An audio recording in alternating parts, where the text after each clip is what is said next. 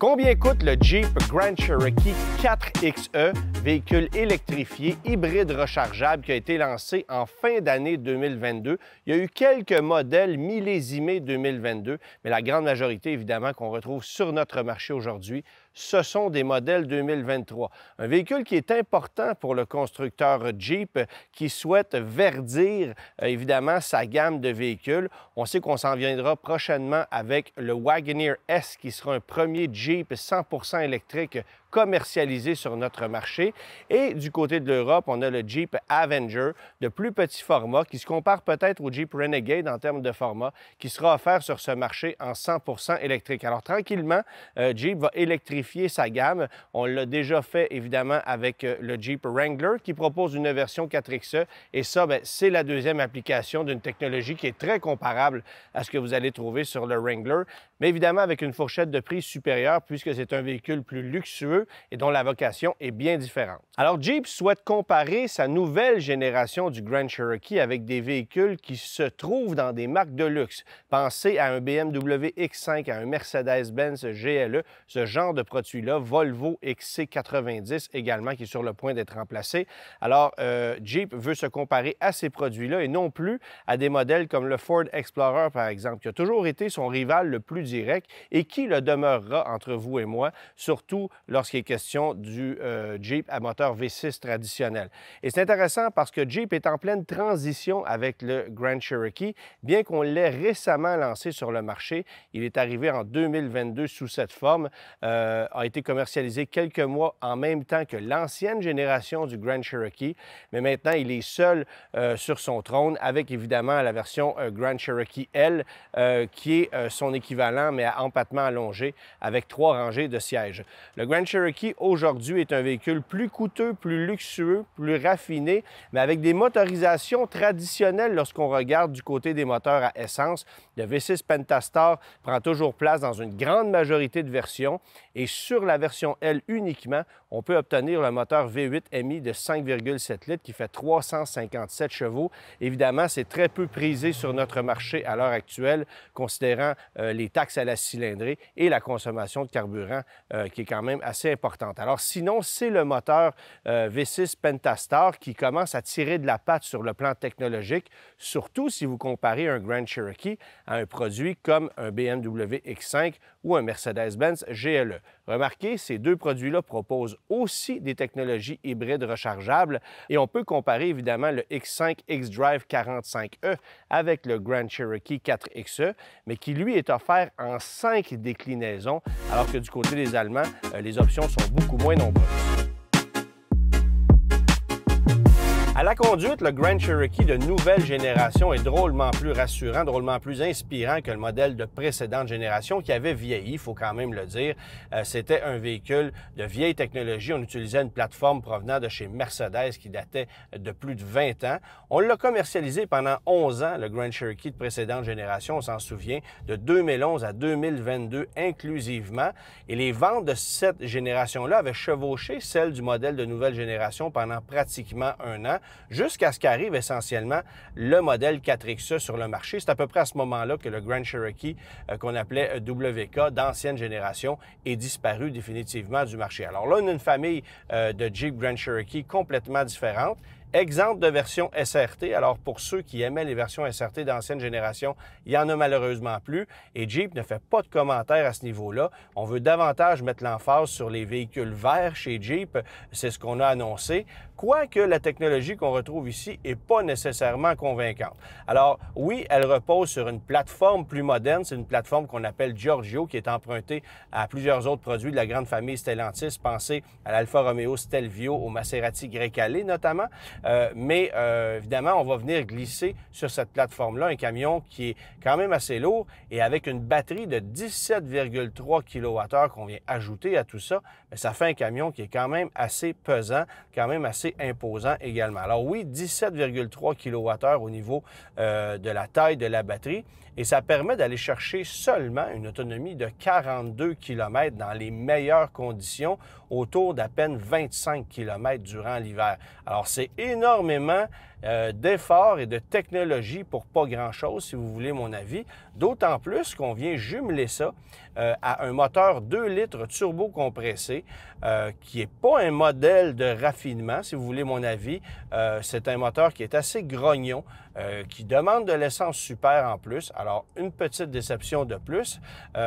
Oui, puissance maximale combinée lorsqu'on prend la puissance des deux moteurs électriques et du moteur à essence, c'est 375 chevaux, donc c'est quand même pas vilain, mais on n'a pas l'impression de cette puissance-là. Et le moteur à essence, une fois l'énergie électrique épuisée, va consommer quand même 10 litres au 100, soit presque autant de carburant que le vieux moteur V6 Pentastar de 3,6 litres qu'on va offrir de série dans les autres Grand Cherokee. Donc ça, c'est une déception considérable. Et il faut aussi savoir que d'ici peu, Jeep va probablement glisser sous le capot du Grand Cherokee le moteur 6 cylindres en ligne Hurricane qu'on a glissé récemment sous le capot du Wagoneer et du Grand Wagoneer. Alors, dans une version dégonflée, ça risque de prendre place sous le capot du Grand Cherokee. Et là, à ce moment-là, on risque d'avoir un moteur qui va consommer encore moins que le 2 litres turbo une fois l'énergie électrique épuisée. Donc, ce n'est pas nécessairement convaincant comme technologie, d'autant plus qu'on la paie très cher, cette technologie-là. Pas besoin de vous dire qu'en plus, il n'y a pas de crédits gouvernementaux applicables pour un Jeep Grand Cherokee. Vous allez voir que les prix de départ sont quand même assez colossaux. Mais au final, vous économisez à peu près rien. C'est vrai, par contre, que de rouler en mode 100% électrique avec un Grand Cherokee, ça a ceci d'intéressant parce qu'on est dans un silence total. Et on a un couple instantané qui est très généreux. On annonce 470 livres-pieds de couple avec le Grand Cherokee 4XE. On ne les ressent pas vraiment, mais c'est vrai que le couple initial est très généreux. Et pour vous donner une idée, 470 livres-pieds de couple, c'est essentiellement la même chose que ce que vous allez retrouver sous le capot d'un GMC Sierra à moteur 6,2 litres. Alors, c'est quand même pas rien, mais c'est livré de façon complètement différente.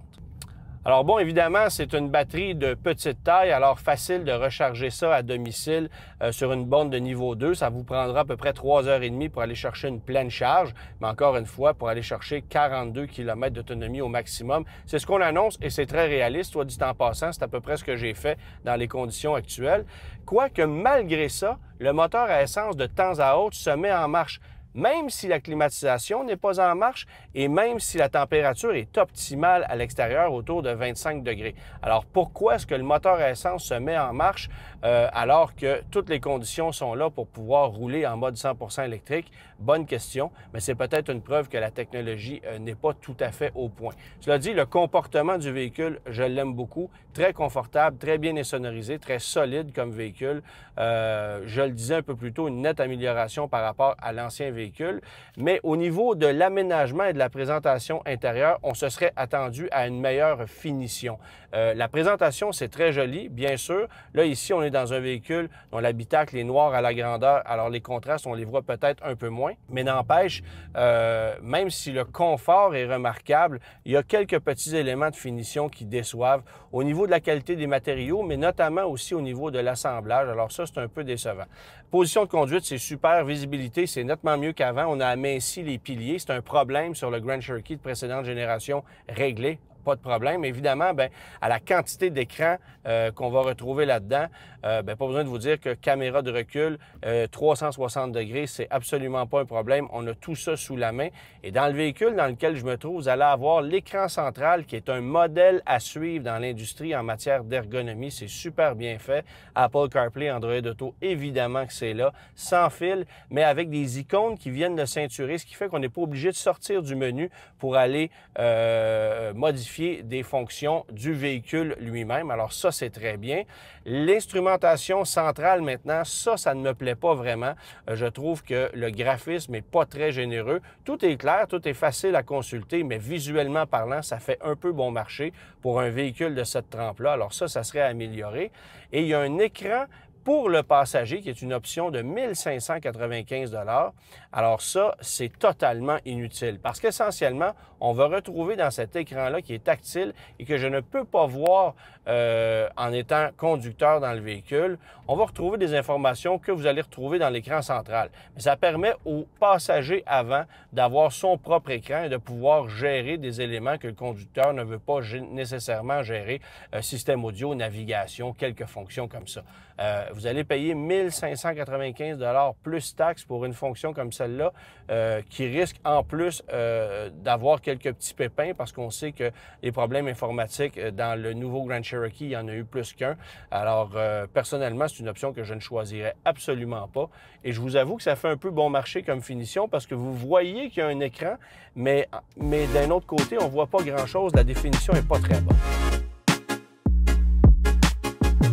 Avant de parler des prix du Grand Cherokee 4XE, un mot pour vous mentionner que le produit ne connaît que peu de succès sur le marché canadien depuis son arrivée à la fin de l'année dernière. Et c'est un peu dommage, mais ce produit-là n'est pas un produit traditionnel pour un acheteur Jeep. Évidemment, la facture étant quand même élevée et difficilement comparable avec celle d'un Grand Cherokee traditionnel à moteur 6 cylindres, ça rend les choses plus ardues pour les concessionnaires qui tentent de vendre ce produit-là, même si c'est loin d'être évident. D'ailleurs, Stellantis Canada force la vente des Grand Cherokee 4XE, veut multiplier ces modèles-là sur le marché, évidemment parce que c'est lucratif de vendre des produits comme ceux-là, mais aussi parce qu'on veut être capable de dire qu'on a vendu des véhicules électrifiés en plus grand nombre, alors que la clientèle n'est pas au rendez-vous. Et on va même chez Stellantis Canada jusqu'à forcer la vente de ces produits-là en demandant aux concessionnaires d'indiquer des ventes qui n'ont pas été réalisées, autrement dit, d'afficher comme vendus des véhicules qui ne le sont pas vraiment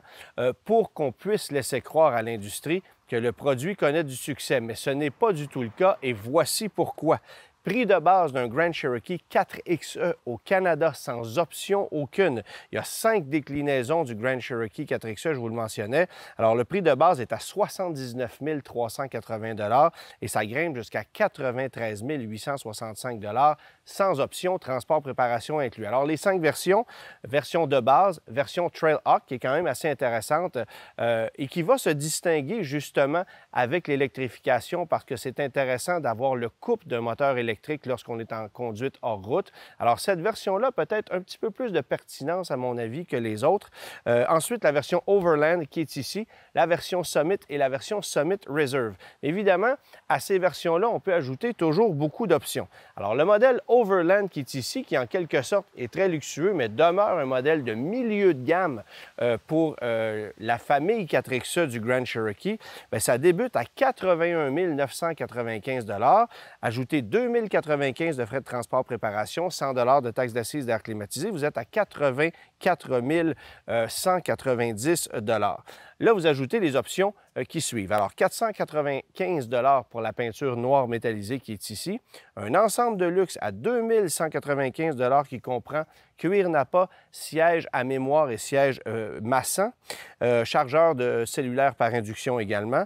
Un ensemble protection qui comprend visualisation tête haute, lave, caméra de recul, système de navigation intégré à l'instrumentation, ce qui est plus ou moins pertinent parce que vous allez utiliser Apple CarPlay ou Android Auto, la caméra hors route, la vision nocturne, un système de prévention de collision aux intersections. Alors tout ça, c'est 3 295 $. Vous ajoutez ensuite l'ensemble de divertissements visuels arrière, ça c'est 2 695 $. Et finalement, 1 595 $ pour l'écran qui est destiné aux passagers avant, ce qui est complètement inutile si vous voulez mon avis, comme je l'ai mentionné un peu plus tôt.